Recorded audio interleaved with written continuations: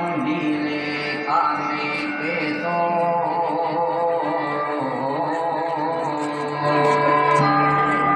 เวสุวรรณโนชัยมังคลามหาสิริมังคเล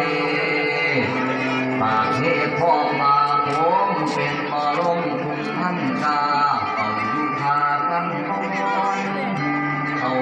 คนทอนอีสานราชธานีเป็นเขานั่งอยู่ที่อุดรก่อนทวงเขตเมืองสวรรค์สังฟ้าจากกรุงมหาราชิกาบังคิพรเป็นองค์จอมเท้าจัตุโลกบาลทั้งสี่อันมีข้าวเวสสุวรรณเป็นใจเขาผู้ข่าวายน้องใส่เกาลิงลำบำเพ็ญทำเพียรสร้างกองเขาบารมีได้เป็นสีมันเมืองสวรรค์หาจักนอมาลาดวงอันประเสริ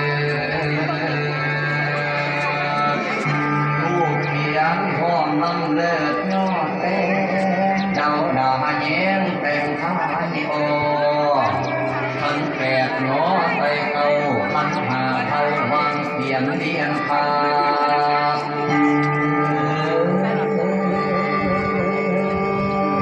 ลงมาของขี่หายกันผู้สิ้นน้องรู้อันลำยิ่งมาบักเขียวนิ้มหกสิ่งเพียพอ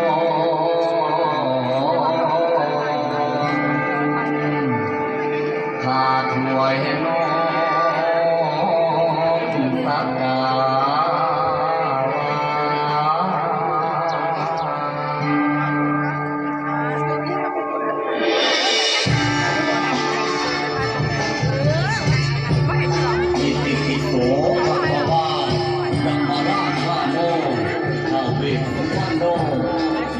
นั่งขังขังขังสุขันโตนักโมทายะเทเวสุวรรณโนจาตุมหาจิกายักษ์พันตาพัทธผู้ดิโตเวสาภุสะท่านอรหันตุโก